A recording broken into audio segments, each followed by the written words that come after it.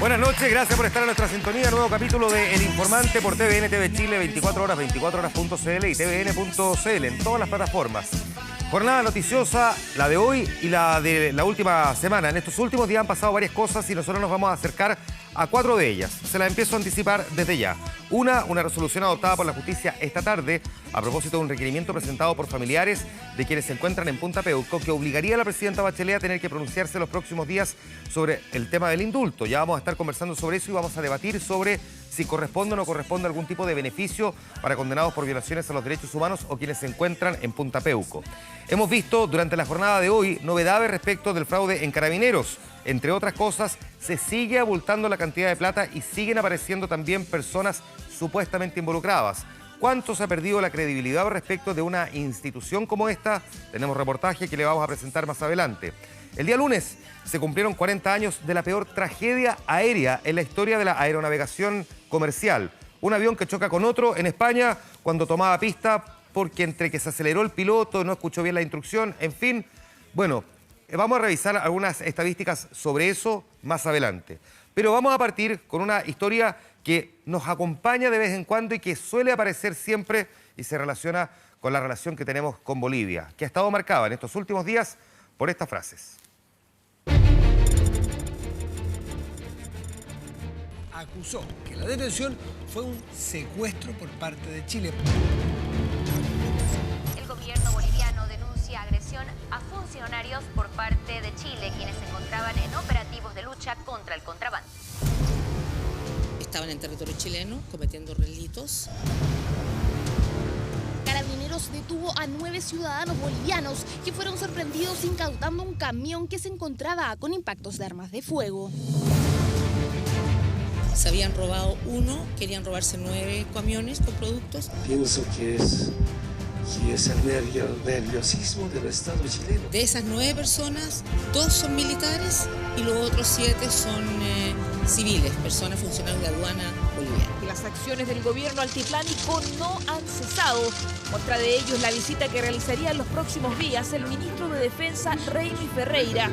Sorprendente que alguna autoridad boliviana anuncie viaje cuando tiene que solicitar una visa.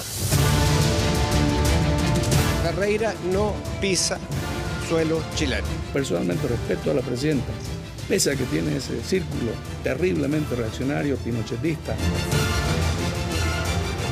Si se disculpa formalmente, estamos dispuestos a reconsiderar su ingreso. Que le vaya a pedir disculpas a su abuela. Vamos a conversar con Carlos Cordero, analista boliviano. Él se encuentra precisamente en Bolivia. Vamos a tratar de entender cómo desde allá están mirando también esta relación. Gracias, Carlos, por conversar con nosotros en El Informante esta noche. Bienvenido. Muy buenas noches. Un saludo muy cordial desde La Paz, Bolivia. Déjame preguntarte, partir con esto primero. ¿Es o no un tema para los bolivianos en general, esto de la detención de algunos compatriotas en Chile? Pues sí, ha capturado la atención de los últimos días y los medios de comunicación pues se han encargado de colocarlo en primeras planas y es un tema de permanente discusión. Y como estos temas que relacionan a nuestros países son siempre controversiales, hay dos versiones, la versión boliviana y también la versión que nace o surge desde Chile. Ahora, levantar el tema o instalar el tema de la manera en que finalmente lo hemos visto al primer nivel en Bolivia, desde el presidente, incluyendo sus ministros, ¿podría también, sin embargo, ser interpretado políticamente allá como una estrategia del presidente Evo Morales? Pues no forma parte de una estrategia elaborada, pero sí este tipo de incidentes son utilizados por el gobierno, primero para victimizarse, lo utilizan políticamente, para mostrarse además como defensores de la dignidad nacional, como defensores de la demanda de reivindicación marítima. El presidente ha estado en las últimas encuestas que se han conocido, el presidente Morales, perdiendo mucha popularidad. Y el tema del mar siempre genera una adhesión interna, simpatías y esto contribuye un poco a frenar el deterioro de la credibilidad y la imagen del presidente Morales. Ahora, aquí en Chile fueron consideradas injuriosas las palabras del ministro de Defensa boliviano. Allá, ¿cómo se interpretaron sus declaraciones? El ministro de Defensa no es la primera vez que ocupa los medios de comunicación, las primeras planas, con frases rimbombantes, con actitudes exageradas. Lo ha demostrado con el caso Zapata, incluso ha escrito un libro y a veces también opina sobre la salud del señor presidente. En general, la opinión pública, pues cuando el ministro de Defensa, el ministro Ferreira, tiene estas expresiones, suele guardar silencio y no darle mayor credibilidad. Déjame preguntarte por esto otro, porque hoy día, durante la tarde, conocimos también de una denuncia que se formuló allá en Bolivia por parte de varios periodistas y que fue validada por el gobierno de tu país, que señalaba que cuando estos periodistas estaban en Chile los obligaron a firmar un documento argumentando un decreto de extranjería de 1975 chileno, en el fondo en el que se comprometían a no hacer desorden, en fin, pero que fue interpretado por ellos como coartar la libertad de expresión. Nuestro gobierno dice que está investigando efectivamente si es cierto o no. Ahora, la vocera del gobierno boliviano dijo que esto de alguna manera demuestra lo poco democrático que es el gobierno chileno. Me gustaría preguntarte lo siguiente, sin embargo, hace un poquito más de un año estuvo sentado en este mismo estudio el expresidente Carlos Mesa y nosotros ante una pregunta que le hicimos, que fue la última, si en Bolivia había democracia plena, rehusó responder esa pregunta. Te pregunto a ti, ¿en Bolivia hay democracia plena? Pues el gobierno del presidente Morales ha tenido actitudes que han ido restringiendo las libertades democráticas. Se ha utilizado la justicia, las instituciones de la justicia para generar pues una situación interna bastante inconveniente. Es decir, se ha visto que esta situación ha sido absolutamente inconveniente internamente. Es decir, mira,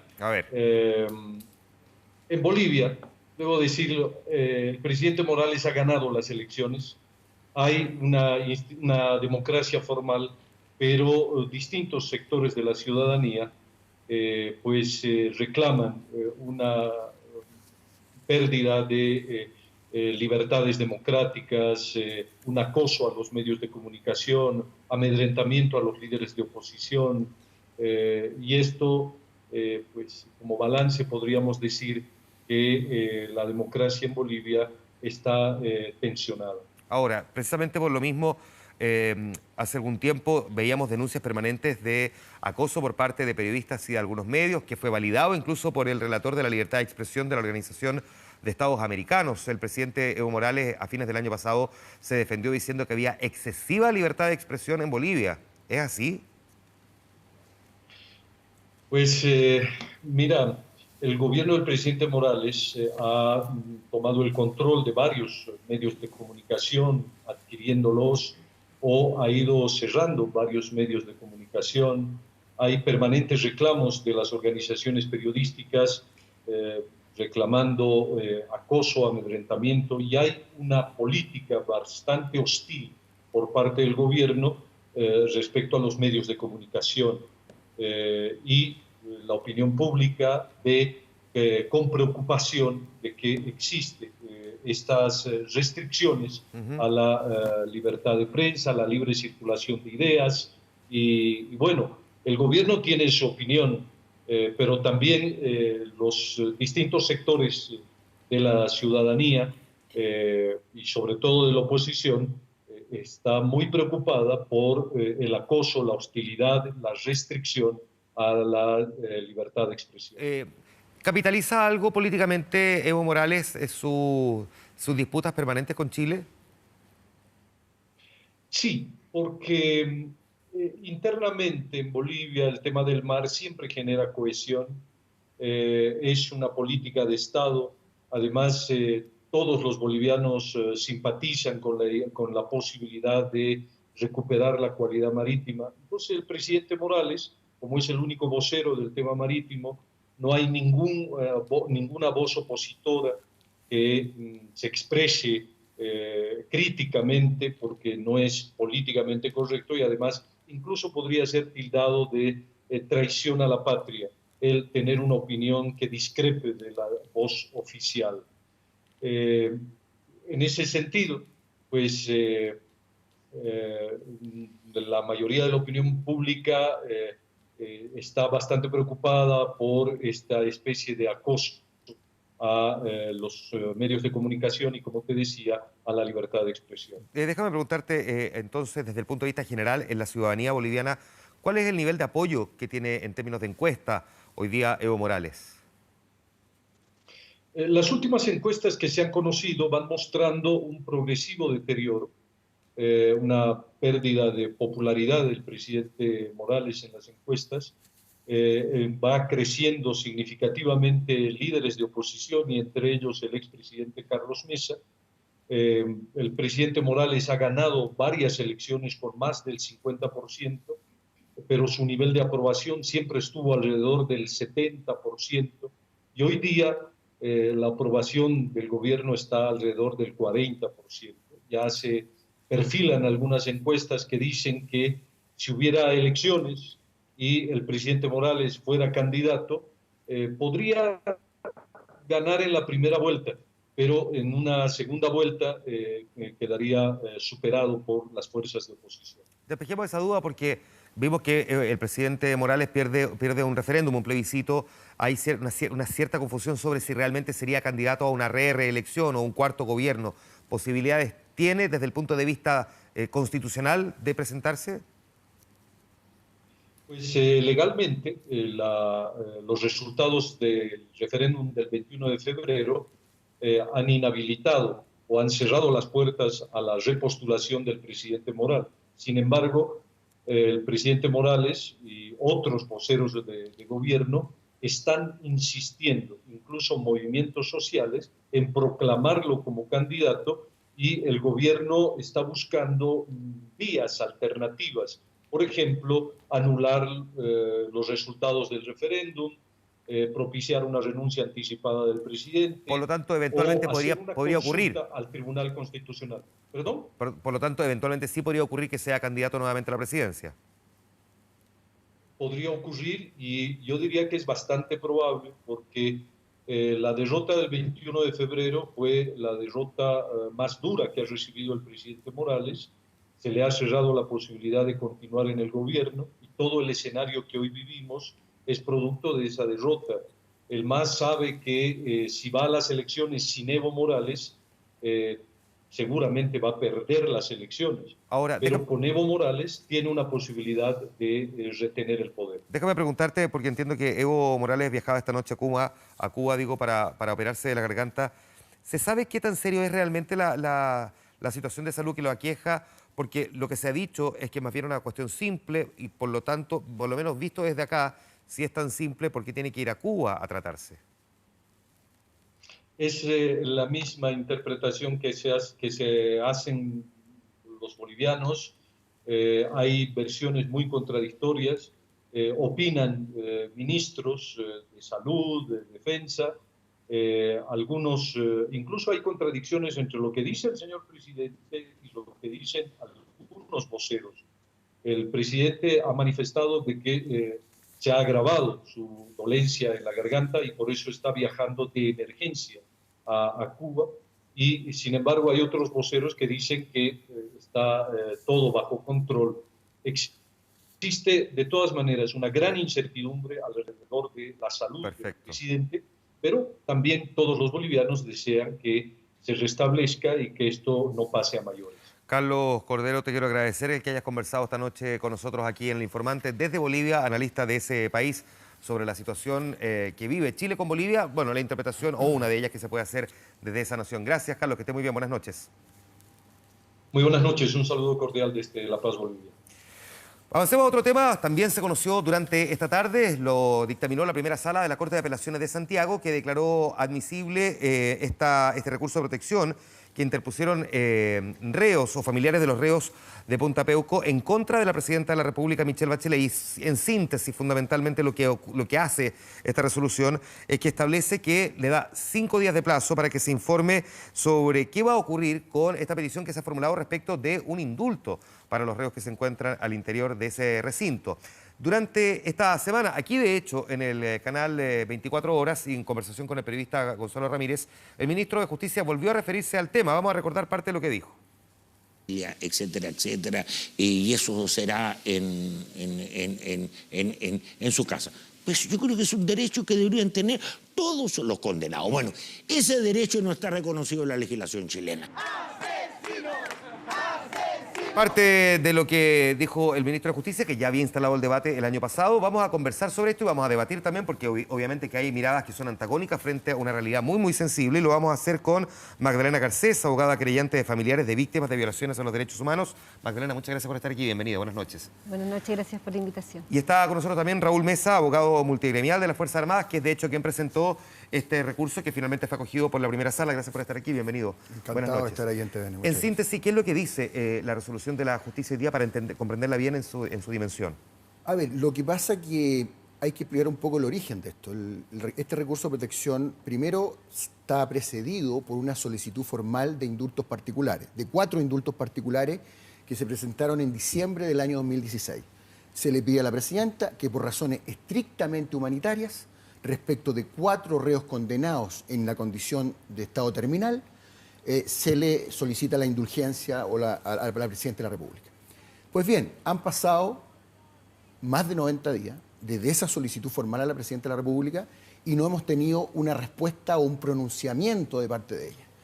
Y en ese periodo, donde se ve agravada esta situación, el hecho que durante ese periodo de 90 días fallecen 2 de los 4 peticionarios de indulto a la presidenta de la República. Por lo tanto, en estricto rigor, hay 2 personas que fallecieron esperando un pronunciamiento de la presidenta de la República. Y por tanto, nosotros estimamos que esa omisión es ilegal y arbitraria, entendiendo de que ella tiene una obligación legal y constitucional de pronunciarse sobre esta petición. Ahora, no podría salir el tiro por la culata que el apurar una resolución termine llevando, por ejemplo, al gobierno que diga no va a haber ningún tipo de indulto. A ver, lo que pasa es que nosotros lo que queremos es un pronunciamiento, independientemente de que si este sea positivo o sea negativo. Pero aquí, cuando uno presenta o hace una petición formal, quiere una respuesta de una autoridad. Y esa autoridad, si bien es cierto, yo lo quiero reconocer expresamente, no establece un plazo para un pronunciamiento. Sin embargo, cuando uno invoca situaciones de estado de salud catastróficos o estados terminales, pues bien, están los resultados que hoy día estamos conociendo. Magdalena, es conocida la postura que tienen ustedes frente a este tema. Me gustaría saber primero cómo lo abordan cuando aparecen no solamente quienes defendiendo a los hoy día condenados, sino que también a otras figuras, incluyendo el ministro de Justicia, que de alguna manera deja abierta esa puerta. ¿Cómo lo interpretan ustedes? Mira, en realidad es delicado y es difícil porque en Chile se ha tardado mucho en hacer justicia en causas de graves violaciones a los derechos humanos. Un ejemplo, el ministro de Justicia es hermano del teniente Ángel Campos Quiroga, que falleció, que era una persona que estaba sindicada cometiendo torturas y violaciones a los derechos humanos de la base aérea Maquehue de Temuco. Por lo tanto, es una persona que aparece vinculada a un oficial involucrado en graves violaciones a los derechos humanos. Y eso él no lo hace público, no hace pública esta posible incompatibilidad en cuanto al pronunciamiento que él está haciendo en su calidad de ministro.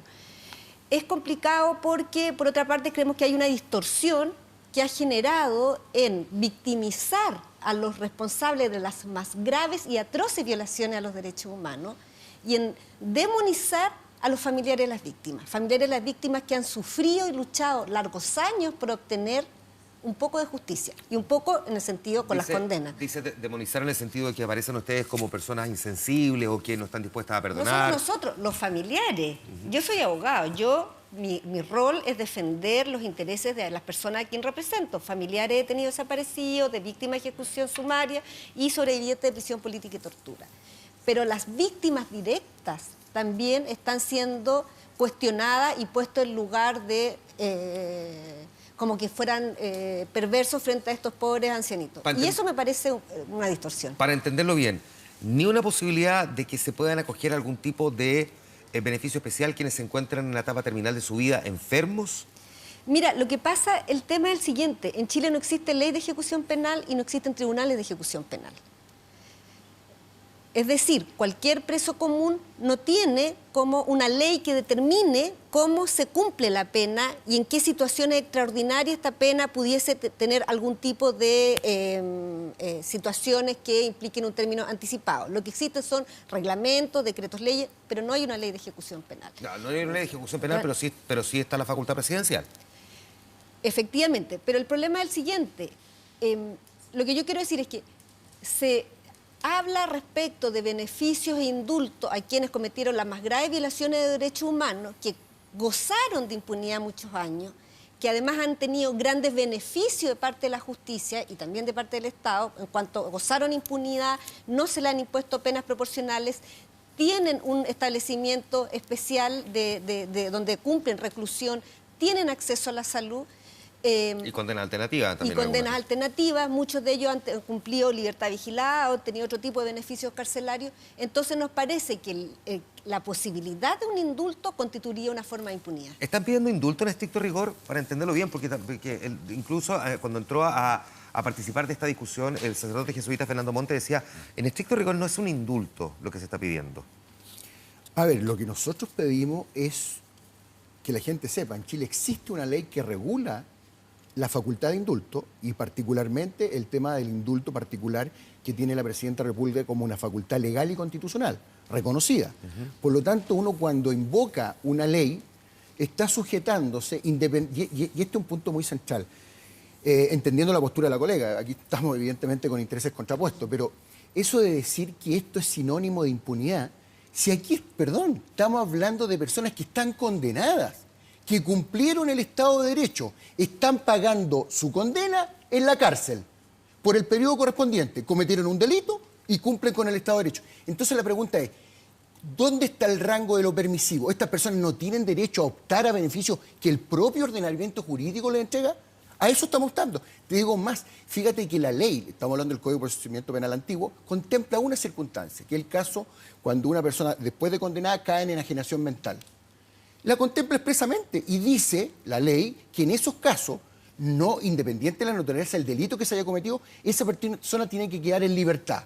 Fíjate que en estos casos de Punta Peuco, tú tienes una lista que te entregué, son personas con Alzheimer, con demencia senil y con personas con enajenación mental. Por lo tanto, la pregunta es, ¿esas personas no tienen derecho a acceder a esa norma que la propia ley contempla, no obstante que están cumpliendo una pena en Punta Peuco? Entonces, aquí, perdón, no se puede hablar de impunidad. Si están cumpliendo... Perdón, pero sí, yo quiero hacer presente eso, que efectivamente la ley establece que la persona que cae en enajenación o demencia, posteriormente a que se haya dictado sentencia, puede solicitar la libertad. Y los abogados no lo están haciendo. Lo que hemos visto, más aún, ha sido casos en que se solicita la libertad por enajenación o demencia y se han establecido casos de simulaciones y de personas que tienen problemas de salud propias de la edad, pero que no constituyen ni Alzheimer ni demencia. Nosotros no nos hemos opuesto cuando se ha otorgado libertad a personas con demencia. El caso Arellano Stark, que no pasó un día preso, cuando salió la sentencia por Caravana Arica, fue dejado en libertad y el Servicio Médico Legal estableció que tenía Alzheimer o demencia senil, no lo recuerdo, y eso fue respetado. Ya, es que ese es un punto importante porque, en el fondo, para entenderlo bien, si la persona no sabe dónde está, ha perdido toda lucidez, no tiene recuerdo de su vida. Ya, una cosa, un segundo, una cosa es lo que diga la ley. Me gustaría saber qué le pasa a los familiares con esas personas que en el fondo no tienen ni siquiera conciencia, porque no tienen conciencia por su condición física de lo que hicieron. Por lo tanto, ¿tiene algún sentido el que sigan cumpliendo esa condena? Mira, estamos hablando de personas con demencia senil o Alzheimer, real, no simulado, no personas con hipertensión o que tengan enfermedades propias de la edad. Es que no entiendo, cuando tú hablas de simulación, ¿a qué te refieres? Lo que pasa es que, por otra parte, Raúl... Tú me dices que hay casos concretos de simulación, porque, perdón, es que... por otra parte, Raúl, perdón, la verdad es que una de las cosas que se ha discutido aquí también es que esto podría ser una treta. Es que, perdón, es que es muy relevante lo que está diciendo la colega, no por ella. El ministro de Justicia en este país, en una entrevista en este canal, señala gratuitamente, dijo, yo estoy aquí para entregar pronunciamientos o informes de cosas que no son simuladas. O sea que él ya está presumiendo que esta solicitud de indulto, perdón, él tiene que emitir un informe. Él tiene que inhabilitarse mañana por haber señalado que está imputando falsedad de los antecedentes médicos que están entregados. Y por lo tanto, de ese punto de vista, hay imparcialidad. Entonces, ahí está donde el seco. Yo pido imparcialidad y autonomía respecto del juicio que se plantea. Entonces, cuando un ministro de Justicia dice, perdón, si comparó los casos con el señor Pinochet, o sea, cuando se paró de la silla de ruedas. Entonces, perdón, aquí hay personas que han sufrido, aquí hay 2 personas que están muertas. Un padre, un hermano que ha muerto y personas que pensaban que por su condición terminal iban a morir en su casa. No le dieron el derecho. Perdón, si esto no es un tema de naturaleza del delito, es una circunstancia de dignidad al momento de morir. Y creo, perdóname que te lo digo, y esto es una convicción personal, de tener ese derecho a morir con dignidad, independiente sea la persona que sea, independiente del delito que haya cometido. En ese caso en particular de personas que en estricto rigor, comprobado médicamente, están muriendo en la cárcel, ¿tampoco? Lo que pasa es que, mira, el tema es el siguiente, como te decía, nosotros nos interesa que haya igualdad ante la ley. Y en Chile, los condenados y los procesados por violación de derechos humanos han tenido una serie de privilegios que no tienen los condenados, los presos comunes. Y por eso creemos que es necesario que si se va a discutir, que se creen tribunales de ejecución penal, que haya ley de ejecución penal. En segundo lugar, creemos que el acceder a beneficios carcelarios no puede ser, o a cualquier tipo de reducción de la condena, tiene que cumplir con ciertos estándares. Y esos estándares son los estándares establecidos por el derecho internacional de los derechos humanos, por las cortes internacionales, que exigen mayor rigurosidad respecto que de un condenado común. Uno de los factores a considerar, por supuesto que va a tener que ser el estado de salud terminal, nos parece que obviamente tiene que ser considerado, pero también tiene que considerar la gravedad del delito, también tiene que ser considerado el arrepentimiento, también tiene que ser considerado el cumplimiento, cuánto ha sido el cumplimiento de la pena, entre otros factores. Hablemos un poquitito de eso, de ese otro punto, porque también apareció, lo vimos además bien profusamente en los últimos meses, el tema del arrepentimiento, incluso esta misa que se hizo ahí en el recinto, pero que sin embargo se desinfló entre otras cosas porque las figuras que participaron fueron pocas, no fueron probablemente las que la ciudadanía más recuerda. ¿Qué pasó ahí donde daba la sensación o donde se habían generado ciertas expectativas que parece que en parte no se cumplieron? ¿Es que no están arrepentidos? ¿Es que se consideran inocentes, enjuiciados de una forma ilegal, de una forma injusta? Bueno, yo creo que es muy buena tu pregunta, porque aquí hay que hablar con la verdad. Hay personas que voluntariamente tuvieron esta iniciativa de hacer un acto de perdón. El perdón es un acto personalísimo, voluntario y espontáneo, no es exigido. Bueno, hubo un grupo... Espérate, que vale para las dos partes, porque también al mismo tiempo están pidiendo que aquí perdonen cuando son los familiares de las víctimas. Perdón, si no le estamos pidiendo el perdón, déjame ser muy respetuoso en el dolor de las víctimas. Yo no le estoy pidiendo perdón a las víctimas de violación de derechos humanos. Yo estoy exigiendo un derecho que establece el ordenamiento jurídico, nada más. ¿Me entiendes tú? ¿Cómo le voy a pedir perdón a una persona que le violaron los derechos humanos, le hicieron desaparecer a su padre, a su madre? No le puedo pedir perdón, no le puedo exigir el perdón. Pero aquí de este lado hay un perdón que debe entenderse en forma espontánea y natural. Ahora, si ese perdón implica una reparación al otro, bienvenido sea. Pero ¿por qué es interesante tu pregunta? Porque hay otro grupo, y yo esto tengo que decirlo porque me han exigido hacerlo, hay un grupo que estuvo absolutamente en desacuerdo de este perdón. ¿Y sabes por qué? Porque ellos entienden que han sido injustamente encarcelados. Y injustamente encarcelados por los procesos judiciales, cómo se han llevado. Que no se ha respetado la prescripción, que no se ha respetado la amnistía, que no se ha respetado la retroactividad de la ley penal. No porque no hayan cometido el delito. Es que son conceptos jurídicos en materia penal, la colega podrá compartir conmigo, sin perjuicio de ver el tema de los derechos de lesa humanidad o los delitos de lesa humanidad. Son conceptos fundamentales en el derecho penal universal. Y aquí se han violado todas... Perdón, aquí en este canal hubo un ministro, Solís, que reconoció, entiendo que en este programa, frente a Hermógenes, estabas tú, en Hermógenes Pérez de Arce, y dijo, pero si las sentencias que dicto yo son ficciones jurídicas.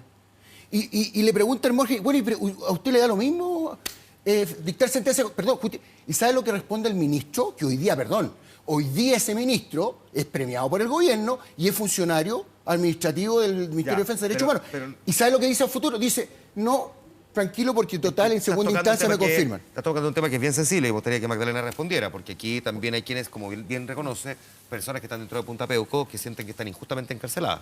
No, es una brutalidad a mi entender, pero también creo que es importante señalar porque refleja que hay un gran sector de los condenados por violación de derechos humanos que no está arrepentido, que no reconoce su responsabilidad y que además se considera víctima de un Estado que los persigue.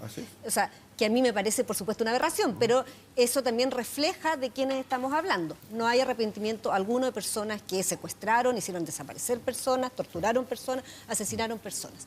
Así como hay otros que, en el fondo, se escudan en haber cumplido órdenes. Lamentablemente, en el desarrollo de las causas penales por violación de derechos humanos se ha contado con una escasísima colaboración de parte de los imputados que permitiera establecer la verdad. En este momento tenemos muchas condenas por casos de detenidos desaparecidos, normalmente penas que no son realmente proporcionales a la gravedad de los delitos, penas relativamente bajas. Hay un cambio en la jurisprudencia de la Corte Suprema a partir del 2012 en que han elevado las penas y por lo menos se están dando pena de cumplimiento efectivo. Pero respecto de lo ocurrido, de la verdad, de dónde están los cuerpos, qué es lo que quieren los familiares saber también, qué pasó con ellos, qué pasó después de que sacaron a mi familiar de Villa de Grimaldi, de Londres 38, dónde lo llevaron, dónde lo asesinaron. Eso, hay pactos de silencio que funcionan hasta hoy. Dame un segundo aquí, pero si estas personas no solo mostraran un grado de arrepentimiento, sino que, por ejemplo, estando condenadas, entregaran información, ¿merecerían el indulto? Yo creo que uno de los elementos que considera el derecho internacional tiene que ver, que son elementos subjetivos y ha sido desarrollado más bien en el Estatuto de Roma, en las reglas de procedimiento prueba, tiene que ver con el arrepentimiento, pero también con la colaboración eficaz desde el inicio de la investigación. Ahora, como pregunta tan genérica, es difícil de responder. ¿Y sabes por qué es difícil de responder? Porque muchas veces han habido muchos intentos que se ha dicho que van a colaborar, que van a decir la verdad, y han habido frustración tras frustración. Entonces, la verdad que para nosotros hace que uno se ponga bastante escéptico con esta posibilidad de real colaboración. Es que, perdón, a mí me parece sumamente importante la pregunta tuya, porque aquí está el tema central. O sea, yo le pregunto a la colega respetuosamente. Se preguntan a las mismas personas que están condenadas en Punta Peuco. Hoy día, después de 40 años de haber ocurrido los hechos, información, más información, ¿a cambio de qué? ¿A cambio de qué? ¿De más condena? ¿De más justicia? ¿De sin beneficio? ¿De seguir encarcelados? Entonces, lo que tú me estás diciendo es que no entregan información porque no tienen ningún beneficio. No, perdón.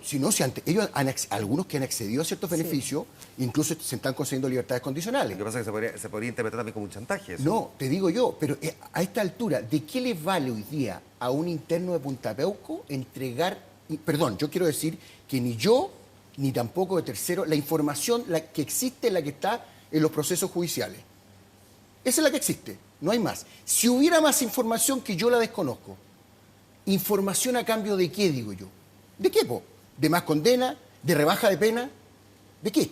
Que alguien me diga algo, porque si en el fondo, aquí estamos en un proceso, porque aquí, cuando hablamos de igualdad ante la ley, esa igualdad ante la ley dice relación solo respecto de los condenados de Punta Peuco. Déjame seguir tu línea argumental solamente para entender bien lo que tú me estás diciendo. Siguiendo la misma lógica. Sí, claro.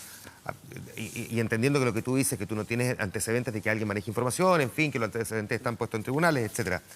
Si alguien, a ti como abogado representante de ellos, te dijera, estoy dispuesto a entregar información a cambio de que me cambien las condiciones carcelarias, ¿esa sería una posibilidad de transaccional?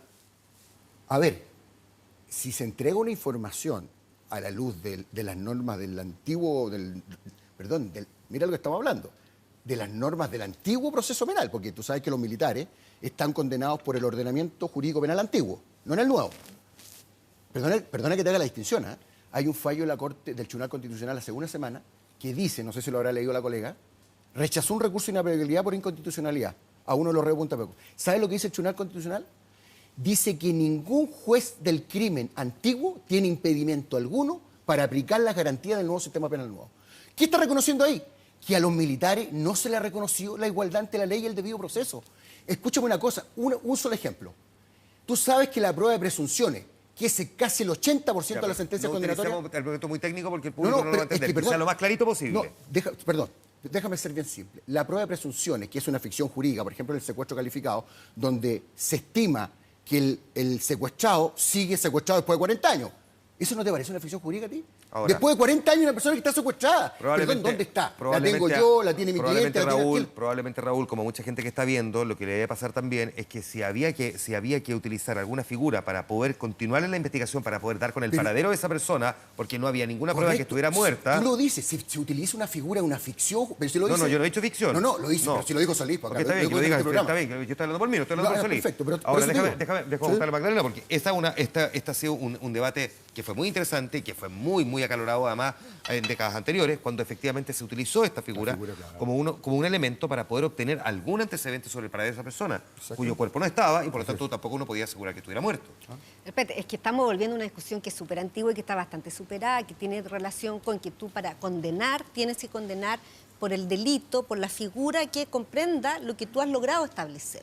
¿Y qué se ha logrado establecer en los procesos? Que las víctimas fueron detenidas por agentes del Estado, que fueron conducidas a recintos secretos de detención y tortura, en los casos, por ejemplo, de los detenidos desaparecidos de la DINA, y que desde ahí fueron sacados y hasta hoy se desconoce su paradero. No se ha podido establecer la muerte, no hay cuerpo, no hay elementos que permitan establecer el homicidio calificado. ¿Quién lo mató? ¿Cómo lo mató? O sea, se presume desaparecido. No se presume, están desaparecidos. Y están desaparecidos hasta el día de hoy, y hasta el día de hoy los familiares no tienen dónde llorar, ni dónde llevarles una flor, y ni dónde rendirles homenaje. Pero ese desaparecido para efecto legal está secuestrado. ¿Dónde está secuestrado? Yo le pregunto. No, justamente lo que está diciendo la Corte es que el fallo lo que logra establecer es que esa persona está desaparecido, y lo que no logra establecer es el asesinato. Si estuvieran realmente, si se lograra establecer el asesinato, obviamente nosotros estaríamos muy contentos de poder saber dónde están y que se condenara por los homicidios calificados, porque aquí hubieron... La detención forzada de personas, por definición, conlleva el secuestro de la víctima, la detención, y normalmente su asesinato y la posterior ocultamiento de los cuerpos, más la negativa a entregar información. Déjame volver atrás, que se me está yendo el tema, me quedan varias preguntas. Déjame volver atrás en una cosa que dijo Lorena Frías, subsecretaria de Derechos Humanos, la cito textual: lo peor que nos puede pasar a los defensores de derechos humanos es perder la humanidad. Primero, ¿qué te parece esa declaración? Y luego, ¿tienen temor a que efectivamente se les enjuicie de esa manera? No tenemos en absoluto temor, al revés, nosotros defendemos a familiares de víctimas detenidos desaparecidos, a quienes tenemos, y ejecutados políticos, y también a sobrevivientes, personas que fueron torturadas, que fueron víctimas de violación de derechos humanos en sus propias personas y cuerpos, personas que yo admiro mucho y creo que tienen una humanidad enorme, y que son personas a la cual yo me siento muy orgullosa de poder representar y defender. Creo que las palabras de Lorena Frías fueron bastante lamentables, porque creo que aquí... A pesar de que la subsecretaría después sacó una declaración precisando pero efectivamente, eso iba a decir, pero posteriormente sacó una declaración precisando sus afirmaciones. Creo que aquí no ha faltado humanidad de parte de las víctimas, de los familiares y de las organizaciones de derechos humanos. Creo que al revés ha habido mucho coraje y fuerza por luchar, por establecer verdad, justicia y reparación para las víctimas, a pesar de muchas dificultades que se plantearon durante la transición, desde la justicia en la medida de lo posible, o los intentos de terminar con esto, de establecer leyes de impunidad, o que la ley de amnistía siga vigente hasta el día de hoy. Esta es una decisión que va a tener que tomar la presidenta, porque además ya hay una resolución de la justicia. No sé exactamente cuál debería ser el camino jurídico que eventualmente se podría seguir, y desconozco si puede haber alguna apelación por parte de quien la represente, ¿no? Pero si es posible que me precise eso, porque lo que entiendo establece esta resolución que estuve leyendo es que tiene 5 días para entregar esa respuesta. Bueno, en la práctica esos 5 días, de hecho la presidenta está, entiendo que en gira presidencial. ¿Desde que es notificada? Exactamente, desde que se notifica a través de un receptor, digamos, y para efecto el plazo 5 días. Ahora, normalmente hay una prórroga, se solicita una prórroga, se le da normalmente una prórroga a las autoridades públicas en este país, sobre todo las recurridas, y por lo tanto va a tener un plazo bastante razonable para contestar este recurso. Ahora, ¿qué es razonable? Razonable, yo creo que le irán a dar unos 10 días más de prórroga, no creo que más, digamos. Ahora, debiera ser una decisión, te pregunto a ti, independientemente de lo que vaya a pasar en este caso en particular, que deba tomar solo la presidenta o el presidente de la República, o debería, por ejemplo, ser algo que se discutiera a nivel del Congreso, por ejemplo. Fíjate que yo quiero rescatar, yo una vez es muy crítico como abogado respecto a ciertas resoluciones judiciales, sobre todo en materia de derechos humanos. Yo quiero rescatar esta resolución de la Corte de Apelaciones. Hay que tener valentía para dictar una resolución donde se le pide cuenta, fíjate lo importante de esta resolución, el Poder Judicial le pide cuenta a la máxima de autoridad del Estado respecto a una facultad legal y constitucional exclusiva y excluyente. Hay un voto disidente en la resolución, si tú lo ves, que dice el ministro que lo declarará inadmisible porque se están inmiscuyendo en cosas propias del Poder Ejecutivo. Mira la importancia de la resolución.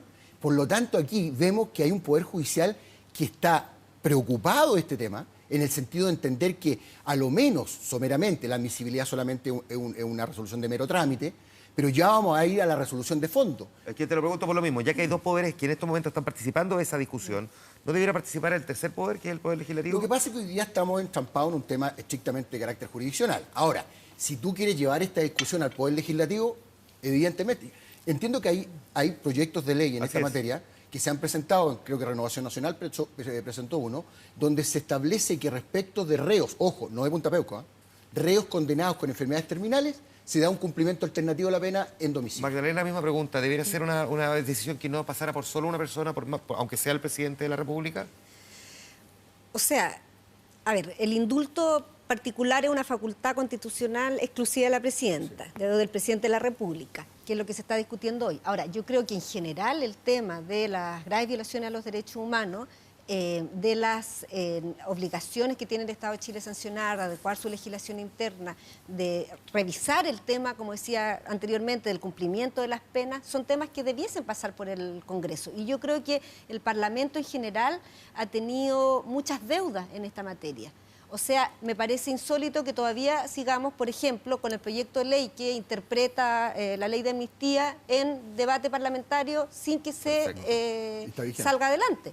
Entonces, efectivamente, si bien la Corte Suprema hace mucho tiempo que dejó aplicar la ley de amnistía es un decreto de ley que no ha sido modificado ni derogado formalmente por el Congreso, y cada cierto tiempo el gran anuncio es que se va a discutir esto en el Congreso. Queda planteada la discusión y vamos a ver qué es lo que resuelve finalmente, a partir de este fallo de la justicia, el Poder Ejecutivo y la Presidenta de la República. Magdalena, muchas gracias por haber estado aquí. Raúl, muchas gracias por haber estado aquí también en el programa. Nosotros seguimos adelante. Hoy día también, en la tarde, conocimos de un incremento en el monto de lo aparentemente defraudado a Carabineros, 2.900 millones de pesos más. Ya vamos en 13.000 millones. 4 nuevos imputados que además fueron a prisión preventiva, 2 que tenían medidas de reclusión domiciliaria, se les quitó y nuevamente van a tener que ir a la cárcel. El caso sigue creciendo, va escalando y nadie sabe realmente dónde va a terminar. La pregunta, por lo tanto, es obvia. ¿Cuánto se podría estar perdiendo de la confianza y la credibilidad en la institución de Carabineros? Nuestro periodista Rodrigo Cid estuvo recordando algunas historias y le fue a preguntar también a expertos y a la gente sobre el particular. Vea la siguiente nota. Emblema del sacrificio, protector del débil, con la ley como espejo de su honor. Versos del himno institucional que definen la doctrina y el espíritu de servicio público de Carabineros. Un cuerpo policial respetado y querido por la ciudadanía, con ejemplos por doquier de heroísmo y desinteresado apoyo a la población. Salimos de piedra no porque alcanzamos a evacuar alrededor de 15 personas, pero nos abrazaron las llamas. Alcanzamos a salir como saliendo la bus.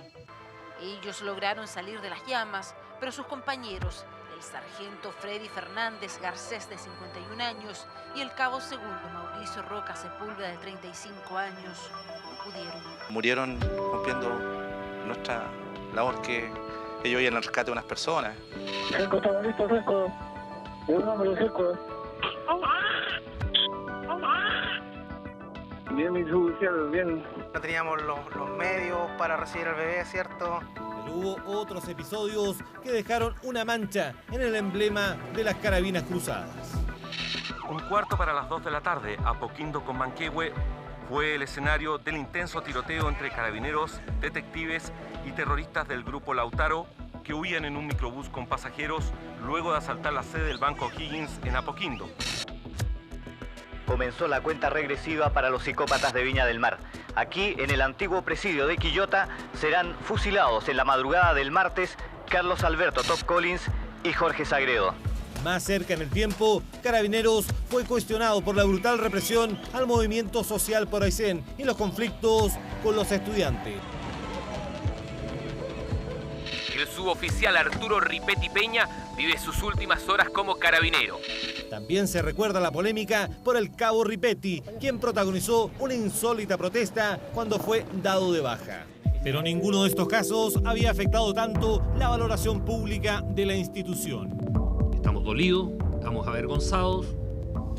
millonario fraude que se empinaría por sobre los 10.000 millones de pesos y que tiene más de una veintena de oficiales en calidad de imputados, significó un duro golpe para Carabineros, porque representa un atentado contra la fe pública y la confianza de la gente.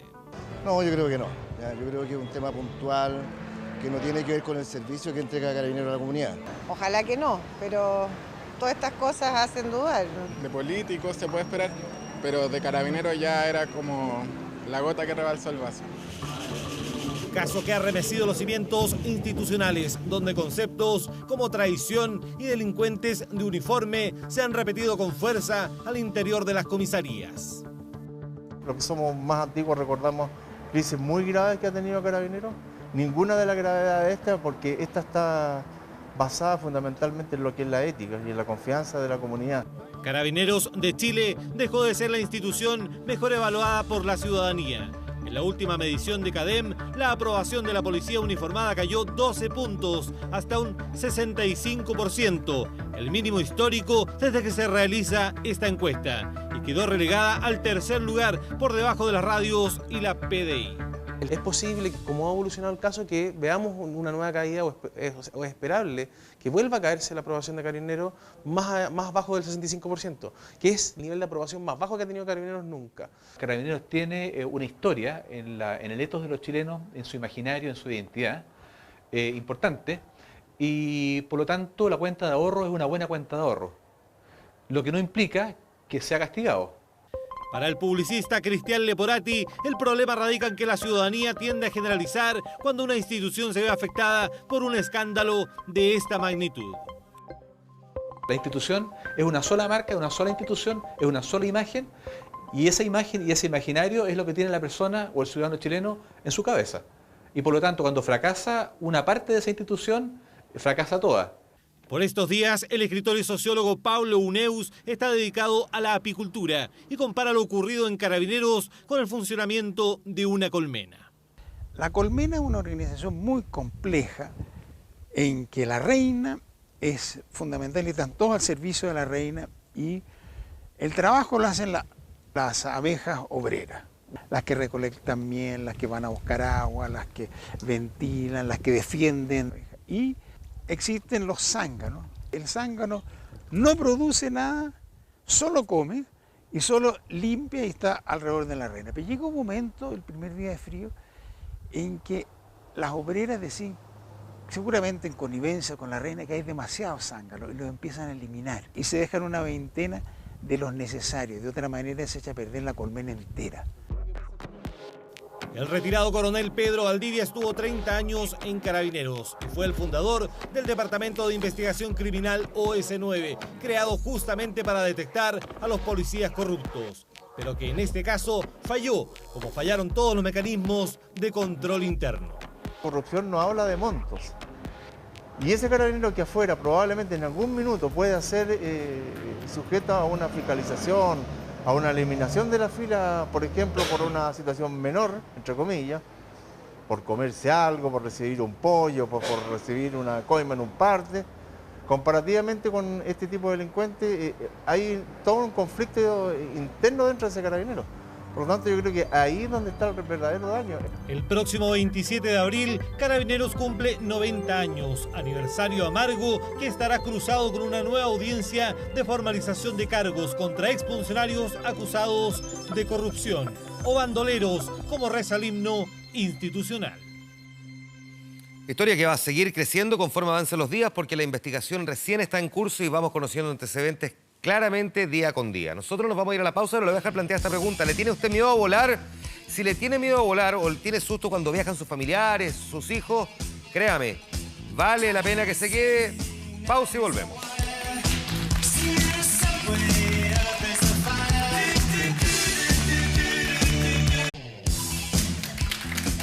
Ya estamos de vuelta en El Informante, TVN y TV Chile, 24 horas en 24horas.cl. El día lunes pasado se cumplieron 40 años de la peor tragedia aérea de la historia de la aeronavegación comercial. Tuvo lugar en Tenerife, en España. Resulta que un avión de KLM, de la empresa holandesa, toma pista para despegar. Había en la pista otro avión que estaba esperando también para despegar, de la estadounidense Pan Am. Y resulta que el avión de KLM, por problemas de comunicación, había además bastante neblina, estaba ese aeropuerto completamente colapsado, los aviones habían tenido que esperar mucho rato porque se habían generado atentados en otros aeropuertos y por lo tanto todos los vuelos lo estaban derivando a ese mismo lugar. Entonces, entre que los pilotos estaban medio confundidos con la comunicación, el avión de KLM toma pista, acelera para despegar y choca con el avión de la Pan Am. 2 Boeing 747, total 583 muertos. Muchas cosas cambiaron desde ese día, sobre todo mejorando las comunicaciones para que nunca más un episodio como ese se vuelva a repetir. Sin embargo, y a pesar de todo lo que se ha avanzado, hay algo que nunca ha podido cambiar, y es el temor de la gente a volar. El que le tiene susto, le tiene susto. Vamos a mirar, sin embargo, algunas cosas que nos van a poner en perspectiva esta realidad a propósito del miedo a volar.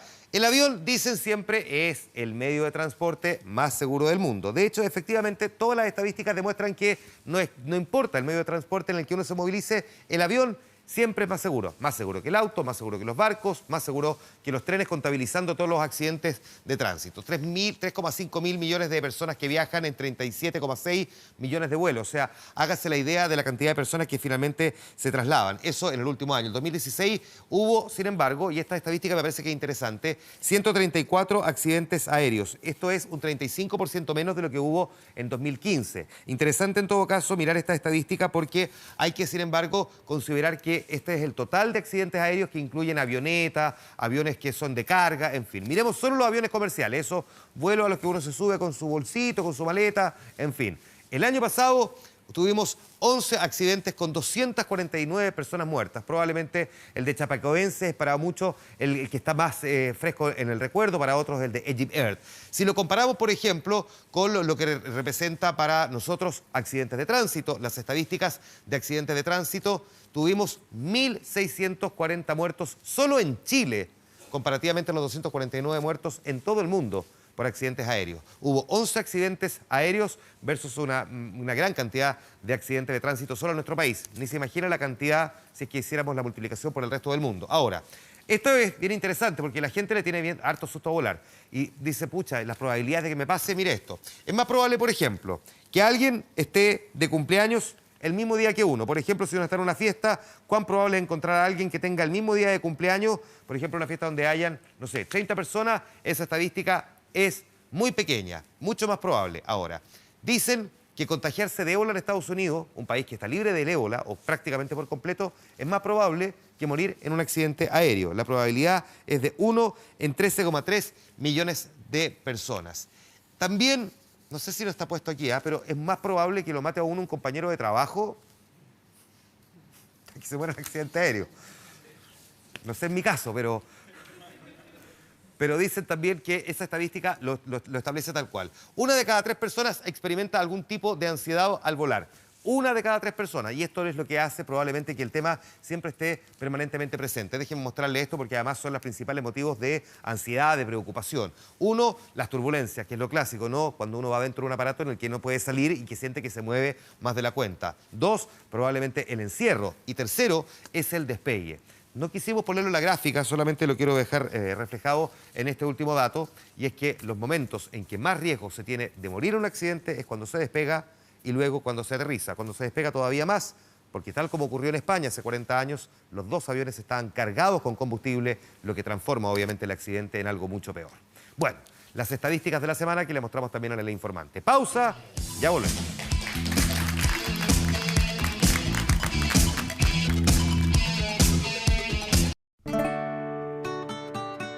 Despedirnos de nuestro capítulo de este miércoles de El Informante. Muchas gracias por haber estado con nosotros. Recuerde, todos los miércoles pasadito a las 11 de la noche, lunes, martes y jueves por el canal 24 horas a esta misma hora, vía pública. Gracias por haber estado con nosotros. Nos juntamos la próxima semana. Aplauso para ustedes también.